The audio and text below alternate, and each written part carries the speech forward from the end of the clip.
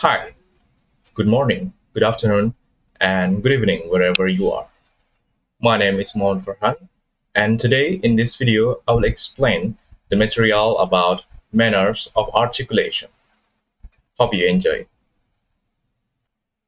Alright guys, so this is our material today, manner of articulation. Before I explain more about manner of articulation, we should know the definition of manner of articulation, right? So what is manner of articulation? Actually, a manner of articulation in phonetics is about how sounds are produced by the articulators. The articulators are the organs in the vocal tract which enable human beings to make sounds. They include the palate, tongue, lips, teeth, and more, something like that. Especially or basically, it's our tools like mouth to produce the sounds. And yeah, how sounds produced, we can separate it into two ways or two types. The first one is consonants, like this, and the second is vowels. Consonants is speech sounds created by a partial or total closure of the vocal tract. On the other hand, vowels is speech sounds are produced without structure in the vocal tract. Alright, next material is manner of articulation of consonants. Yeah, we can separate it into two ways too. The first one is obstruents and the second is sonorants. Obstruents are speech sounds created by obstructing the airflow in the vocal tract. All consonants are obstructed sounds in some way. They include stops or plosives, fricatives, and affricatives. For example, p, t, k, d, and b. That's the example. On the other hand, sonorants, or we can call it resonants, are speech sounds created by continuous and unobstructed airflow through the vocal tract. Sonorants can include vowels as well as consonants. In this group, we also find nasal liquids and approximants. We categorize manner of articulation into two further categories, such as voiced and voiceless. So the example of sonorants is ya, wa, ma, and na. That's it. That's the manner of articulation of consonants. Alright, the next material we will explain, or I will explain, the manner of articulation and a place of articulation. This is a place how the sounds produce. So, place of articulation, there are 1, 2, 3, 4, 5, 6, 7, 8. There are 8 place of articulation or how the sounds produce. Okay, let I show this and I will explain. So yeah, bilabial is a place of articulation, and it is created by contacting between the lips, right? All right. The next is labiodental. Labiodental is created by contacting between the lower lip and the upper teeth. The next is dental. Dental is created by contacting between the lower lip and the upper teeth too. The next is, what is this? Oh, alveolar. Yeah, alveolar is created by contacting between the tongue and the alveolar ridge, of course. The alveolar ridge is a ridge area between the upper teeth and the hard palate. And the next is palatal. Yeah, palatal is created by contacting between the tongue and the hard palate or alveolar ridge. Okay. And the next is post-alveolar. Post-alveolar is created by contacting the tongue with the back of alveolar ridge, of course.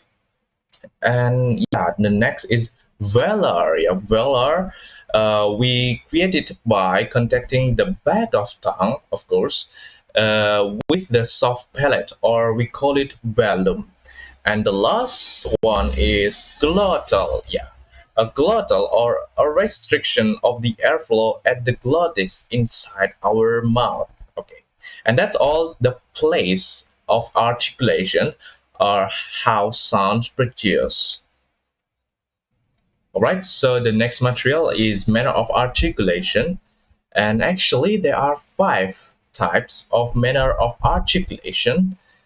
Yeah, let's see the first one. Okay.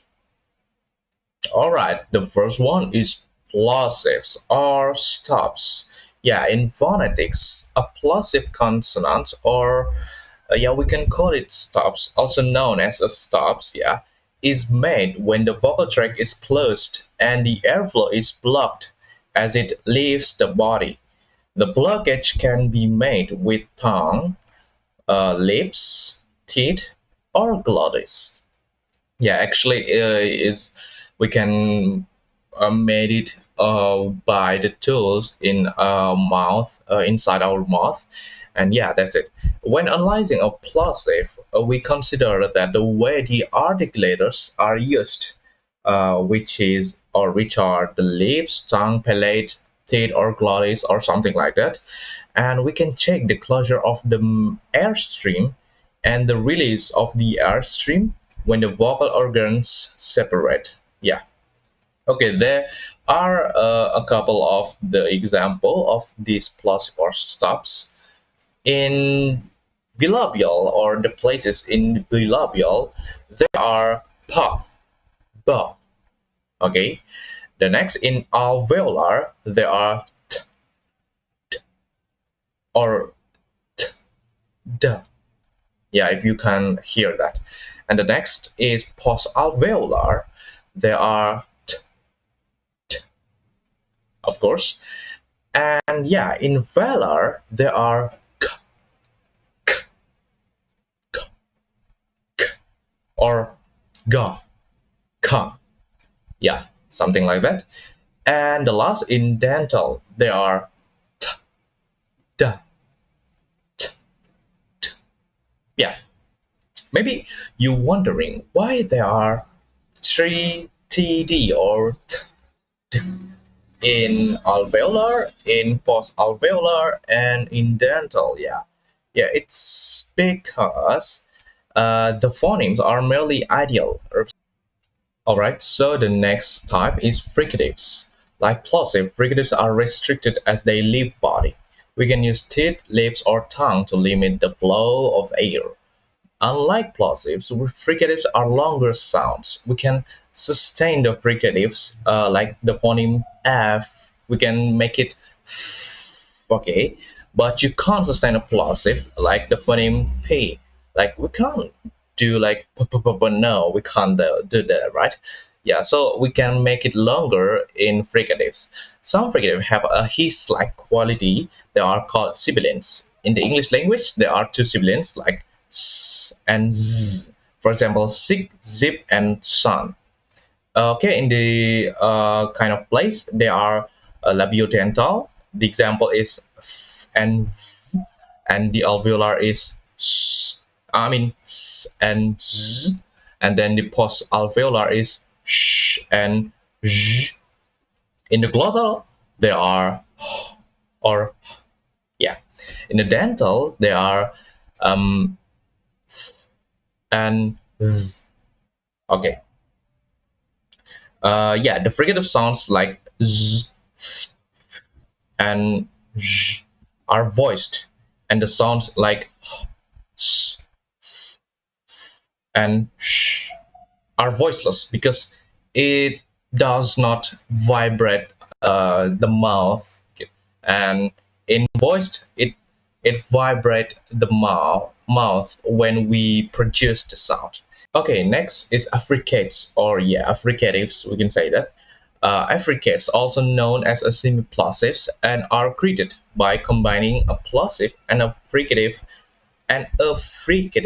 consonant. Yeah, there are two affricatives or affricates. Yeah, we can call it uh, like sh and j.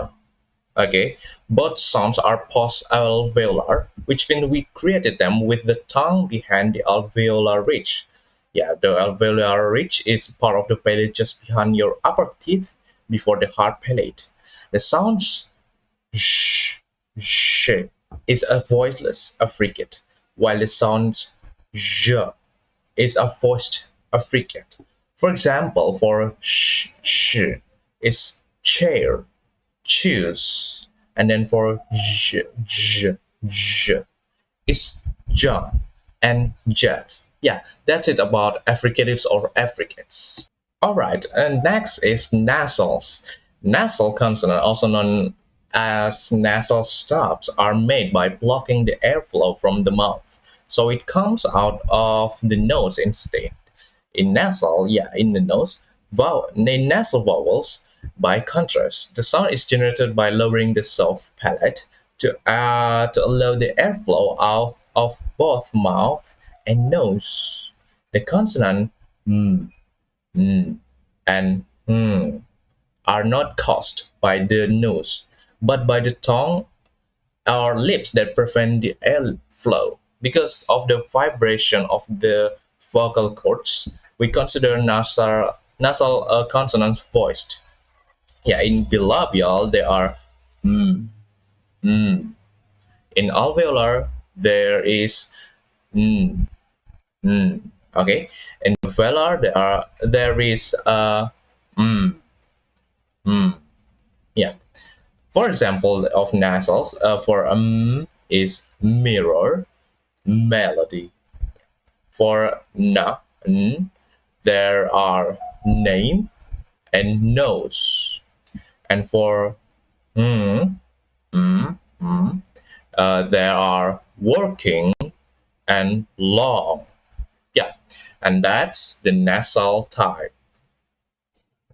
Okay, last but not least is approximants. Yeah, without any contact. Approximants are also known as frictionless constituents, okay, created by air moving between the vocal organs. Approximants, also known as lateral sounds, are created by allowing the airflow to leave by the sides of the mouth. Yeah. There are some definition in these approximants. In bilabial, the sound is made by the lips almost closing but without any contact. In palatal, the sound is made by the middle of the tongue almost touching in the palate with yaw in words like yell, yes, and you. In alveolar lateral, the sound is created by the tip tongue forming a closure with the alveolar ridge, allowing the airflow to leave by the sides. With uh, all, the all, ll, in the words like mall, hall, and like. Yeah. And last is alveolar frictionless. The sound is created by the tongue tip almost making contact with the alveolar ridge, with the R in words like rose, round, and red, almost making contact with the alveolar ridge. Round, rose, red, yeah, and yeah, read or something like that. And that's all the approximants and the type of the manner of articulation. Yes, and that's the final explanation about this material, manner of articulation. I think that's enough, and I'm sure there are many mistakes in my video. I'm so sorry for that, and I'm so sorry if the video will become any error or something like that. Thank you for your attention, and thank you for watching. Goodbye.